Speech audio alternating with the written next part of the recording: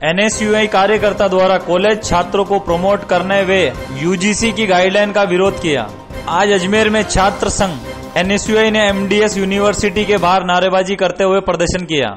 विरोध करते हुए कार्यकर्ताओं ने कहा कि जब कोरोना काल में सरकार सोशल डिस्टेंसिंग जैसी बात कहकर अपने आप को बचाने की बात कर रही है और वहीं दूसरी ओर यूजीसी गाइडलाइन जारी करते हुए छात्रों की परीक्षा करवाने के पक्ष में है। छात्रों ने मांग करते हुए यूनिवर्सिटी कुलपति को ज्ञापन सौंपा। सोशल डिस्टेंसिंग की जमकर धज्जियां उड़ते दिखाई दी और मास्क न पहनकर नियमों का उल्लंघन किया गया।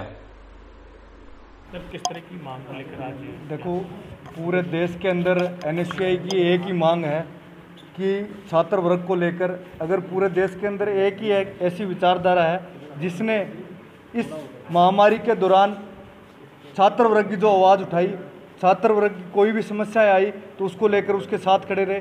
उस दौरान अनेक एनएसयूआई के साथी इस कोरोना महामारी से हमारे दूसरे स्टेट के अध्यक्ष पॉजिटिव भी हुए, फिर भी उन्होंने लड़ाई जारी रखी और इस लड़ाई को देखते हुए तमाम राज्य सरकारों ने देश की बिना परीक्षा प्रमोट का निर्णय छात्रों के पक्ष में लिया। लेकिन यूजीसी के और केंद्र सरकार की जो नीति आई, यूजीसी की जो गाइडलाइन आई, छात्र विरोधी गाइडलाइन अंतिम वर्ष के एग्ज़ाम को लेकर, और उसमें उन्होंने ये हवाला दिया कि अंतिम वर्ष एग्ज़ाम नहीं करवाएंगे तो उस छात्र का भविष्य खराब हो सकता है। एनएसयूआई ने ये मांग की थी कि पिछले सेमेस्टर के अंकों के आधार पर, पिछले ईयर के अंकों के आधार पर उसको अंतिम वर्ष में 5% ज़्यादा अंक देकर उसको पास किया जाए।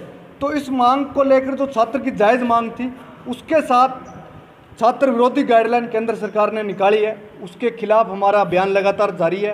पिछले 6 दिनों से एनएसयूआई पूरे देश के अंदर प्रदर्शन कर रही है। उसी प्रकार राजस्थान में प्रदर्शन 2 दिन पहले भी हुआ, सोशल मीडिया पर ट्रेंड भी चला जो कि देश के अंदर प्रथम नंबर पर चल रहा है। और अब आज दोबारा हमारे राजस्थान के प्रभारी गुरजोत संधू जी को राजस्थान में आए तो उस समय अजमेर विश्वविद्यालय में भी ज्ञापन का राज्यपाल जी के नाम कार्यक्रम रखा गया और विरोध प्रदर्शन कर दर्ज करवाए गए यूजीसी को कि छात्रों की मांग को आपको वापस लेना होगा, क्योंकि इस समय एग्जाम की स्थिति देश के अंदर नहीं है। देश कोरोना के नंबर 3 स्थान पर है और आने वाले समय में प्रथम की कगार पर है। राजस्थान के अंदर 700 केस आ रहे हैं, देश के अंदर रोज हजारों की संख्या में केस आ रहे हैं, सैकड़ों की संख्या में मौतें हो रही है। तो इसका जिम्मेदार कौन होगा? छात्रों का। केंद्र सरकार क्या छात्रों की जिम्मेदारी लेती है उनकी सुरक्षा और स्वास्थ्य की? तो उसके विरोध में एनएसयूआई का लगातार विरोध जारी रहेगा तब तक यूजीसी ये फैसला वापस नहीं लेती, केंद्र सरकार ये फैसला वापस नहीं लेती। एनएसयूआई का साथी इसकी लड़ाई छात्र हित में लड़ाई लड़ता रहेगा। आपको नहीं लगता प्रदर्शन के दौरान आप खुद जो है कोरोना की गाइडलाइन का? देखो, निश्चित रूप से इसलिए हमें खेद भी है कि सोशल डिस्टेंस का पालन संख्या ज़्यादा होने के कारण नहीं हो पा रहा। इतनी बड़ी संख्या में हमने नहीं बोला था कि आज ज्ञापन देने का कार्यक्रम था, प्रभारी जी आए थे तो तमाम जिले के कार्यकर्ता यहाँ पर उनसे मुलाकात करने के लिए आए और सोशल डिस्टेंसिंग का पालन नहीं हो पाया। इसका हम खेद व्यक्त करते हैं, लेकिन हमारी ये छात्र हित को लेकर लड़ाई ये जारी रहेगी, चाहे किसी भी प्रकार से हमें जाना पड़े। पहले भी हमारे साथियों ने भूख हड़ताल की है, धरना दिया है, पैदल मार्च के लिए तैयार हुए हैं। तो ये जो छात्र हित में जो कार्य इस समय कर रही है वो एक छात्र इकाई मात्र एनएसयूआई है और ये लड़ाई हम यूजीसी के खिलाफ जारी रखेंगे। Thank you.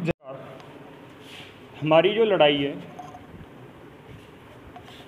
सिर्फ यही है, अभी कोरोना की महामारी के कारण हमारा देश विश्व भर में तीसरे नंबर पर पहुंच चुका है और करीब 7 लाख से ज़्यादा हमारे देश में केस आ चुके हैं अभी तक कोरोना पॉजिटिव के। और डेली कल की अगर बात करें, कल के आंकड़े की बात करें, 27,000 पेशेंट कल के दिन में क्रॉस करा। और इस स्थिति में अगर सरकार ने ये निर्णय लिया, अभी फाइनल ईयर वर्ग के छात्रों के एग्ज़ाम करवाने की बात रखी है, एक बहुत ही शर्मनाक डिसीज़न उनके द्वारा लिया गया। ये मैं समझता हूँ डिसीज़न सरकार के द्वारा लिया नहीं गया।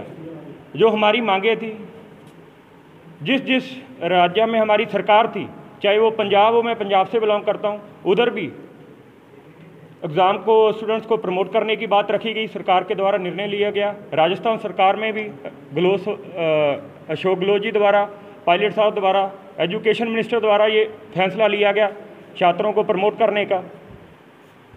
लेकिन कहीं ना कहीं आरएसएस और अपना एबीवीपी के दबाव के नीचे आकर यूजीसी के ऊपर प्रेशर डाला गया, एग्ज़ाम करवाने की बात रखी गई। हर जगह पे उन्होंने अपने पक्ष की बात रखी है, लेकिन हम स्टूडेंट्स के पक्ष की बात करते हैं, स्टूडेंट्स वेलफेयर की बात करते हैं। डे वन से हमारी यही लड़ाई है भी स्टूडेंट्स को अगली कक्षा में प्रमोट किया जाए, जब से हमारे देश में हालात बिगड़ते जा रहे हैं कोरोना की महामारी को लेकर। आज की स्थिति ये है भी देश में हालात बहुत ज़्यादा ख़राब हैं, थोड़े नहीं बहुत ज़्यादा ख़राब है। और हमारे देश को, हिंदुस्तान को यंगिस्तान भी बोला जाता है, क्योंकि 50% इधर जो अपने यंगस्टर की वोट है। और अगर हम अपने नौजवान साथियों को, छात्र वर्ग को इस मुसीबत में धकेल देंगे, एक बड़ी मुसीबत, बहुत बड़ी मुसीबत आने वाले समय में हमारे देश पर आ सकती है। एक बहुत बड़ा नुकसान हो सकता है। जो भी हमें करना पड़े, हम सड़कों पर भी आएंगे। हमारी लड़ाई तब तक चलेगी जब तक जो डिसीजन यूजीसी की गाइडलाइन के थ्रू लिया गया वो उस चीज़ को विड्रॉ नहीं करती, इस डिसीजन को रद्द नहीं करती। और इसके साथ साथ मैं सरकार से ये भी मांग करता हूँ, बिस इकोनॉमिकली क्राइसिस बहुत बड़े स्तर पर हमारे देश में आ चुका है। छात्र वर्ग का एक बहुत बड़ा नुकसान हो चुका है। लास्ट सेमेस्टर की उनकी फ़ीस, 6 मंथ की फ़ीस उनकी माफ़ की जाए टोटली, और उनका रूम रेंट, जो उनका रूम का किराया, वो भी बिल्कुल माफ़ किया जाए, ताकि जो एक छात्र को भी लगे एक बड़ी राहत सरकार के द्वारा उनको दी गई है, एक बड़ी सहूलत उनको सरकार के द्वारा दी गई है। और मोदी सरकार से, केंद्र सरकार से, यूजी से हम यही दोबारा अपील करते हैं, हमारी मांग को स्वीकार कर हर छात्र को अगली कक्षा में प्रमोट किया जाए। लास्ट उनके 5 सेमेस्टर की परफॉर्मेंस चेक करते हुए, उनकी इंटरनल असेसमेंट चेक करते हुए प्लस 10% एक्स्ट्रा ऐड करके उनको अगली क्लास में प्रमोट